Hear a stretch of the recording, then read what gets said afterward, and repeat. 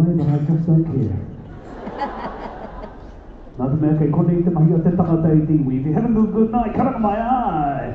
Aren't these girls amazing? What an amazing crew. Hato hoi pa tēnā koutou katoa. Te reo kūtuapa I tiwi. This is our final group before the interval of about 15 to 20 minutes. So tēnā koutou. E ngā kau nei, e ngā kau pono nei, e ngā kau whirinaki ake nei, ki ngā mahi o roto o te whare tapere me ngā mahi a hene te iwa iwa rāua ko tāne rore tēnā koutou katoa. Ko te rōpū tuawha, led by their prefect Karen King, is Te Reo Rangahau.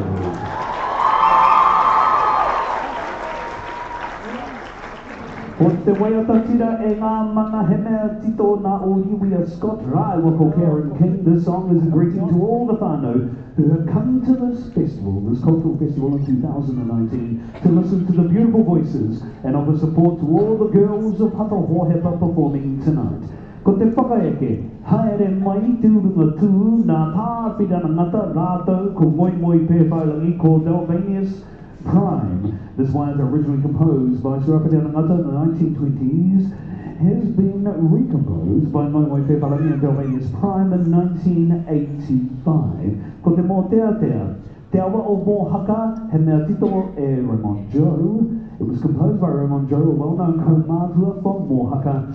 The river is a significant part of identity for Ngāti Pāhauwera. It is not just a river, it is an ancestor. It is home to many of Ngāti Pāhauwera taniwha and kaitiaki. Ko te waiata āringa ka noho au I konei he mea tito nā te māre kura o Ngāti Porou, nā moi moi pēwhairangi. It talks about this ever-changing world we live in and the importance of leaving this world a better place for the younger generations. Ko te poi, tūwheratia te marama he mea tito e Laura Thompson. It was gifted to Karen King. It is a song dedicated to our atua, and we ask te atua to guide iwi Māori into the world of light, to acknowledge the gifts that have been given to iwi Māori. Ko te mea hakamutunga, ko te whakawātea, te arawa whakatākaia. Te arawa whakatākaia is a song that greets the people of Te Arawa when descendants of Ngāti Kahungunu stood at their iwi. E tiwi ko te rōpū tuawha I tēnei pō. Ara, ko te rōpū e haere ake nei. He mea arataki e Karen King ki ho mai. Te waki, nui, whakahaha, ko te rōpū, o te rōhau.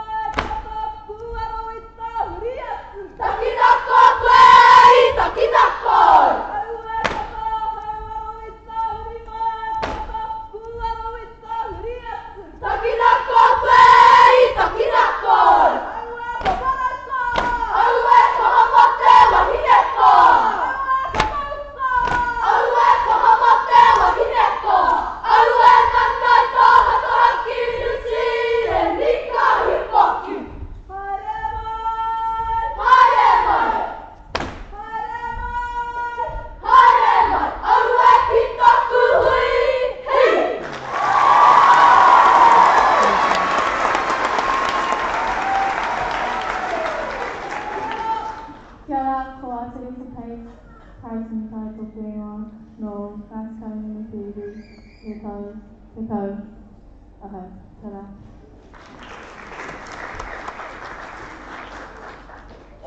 Kia ora, ko Casey whakarau tōku ingoa, he iri tēnei me ngā tikarau, he tau mai tahi ahau. Kia ora. Kia ora, ko Waimuri Rangahau tōku ingoa, he iri tēnei no ngā tikarau, he tau tikau maurua ahau. Kia ora. Kia ora, ko Reo Rangahau tōku ingoa, he iri tēnei no ngā tikarau me ngā tiawa, he tau tikau maurua ahau. Kia ora. Kia ora, ko King tōku ingoa, huri tēnei no Ngāti Parau, Ngāti Pāhauira, me Ngāti Kahunga Nui, he tau tikau maurua ahau. Kia ora. Kia ora, ko Taku Whātua Muri Grace tōku ingoa, he uri tēnei no ngā puhi me Ngāti Parau, he tau tikau ahau. Kia ora. Kia ora, ko Rahe Ashford Morgan tōku ingoa, he iri tēnei no Ngāti Awa, he tau iwa ahau. Kia ora. Mai reo rei te whānau, ko te wairua kai tōku ingoa, he iri tēnei no Ngāti me Ngāti Whātua, he tau tikau ahau. Kia ora. Kia ora, ko Harmony Roa tōku ingoa, no Ngāti Mania Poto Taranaki o Kuiwi, he tau iwa ahau. Kia ora. Kia ora, ko Alexander Nicholson tōku ingoa, he iri tēnei no Tainui, he tau tikau mātahi ahau. Kia ora. Kia ora, ko te roa Pauliu Robson tōku ingoa, he iri tēnei no te rarua te au kauri me Ngāti Kuri, he tau iwa ahau. Kia ora. Kia ora, ko Suri Karanga tōku ingoa, he iri tēnei no Ngāti Tuparetoa me Ngāti Mariputo, he tau tikau ahau. Kia ora. Kia ora, ko Jana Hiku Korewha tōku ingoa, he iri tēnei no ngā puhi he tau iwa ahau. Kia ora. Kia ora, ko Hayden Smith tōku ingoa, he iri tēnei no Rongomarohi he tau iwa ahau. Kia ora. Kia ora, ko Freedom Paul Toatoa tōku ingoa, he iri tēnei no Ngāti Kahunga Nui, he tau tikau ahau. Kia ora. Kia ora, ko Tishnei Taurua tōku ingoa, ko Rongomarohi he tau iwa ahau. Kia ora. Kia ora, ko Alex Garga tōku ingoa, he iri tēnei me Ngāti Maripoto me Ngāti Tuparetoa he tau iwa ahau. Kia ora. Kia ora, ko Tāria tōku ingoa, he iri tēnei o Ngāti Tuparetoa me Ngāti Kahunga Nui, he tau tikau. Kia ora. Kia ora, ko Mireana Ogilvy tōku ingoa, he iri tēnei mō Ngāti Parau me ngā puhi he tau iwa ahau. Kia ora. Kia ora, ko Te Ahana Johansson tōku ingoa, he iri tēnei no Ngāti Kahunga Nui, he tau tikau mātahi ahau. Kia ora. Kia ora.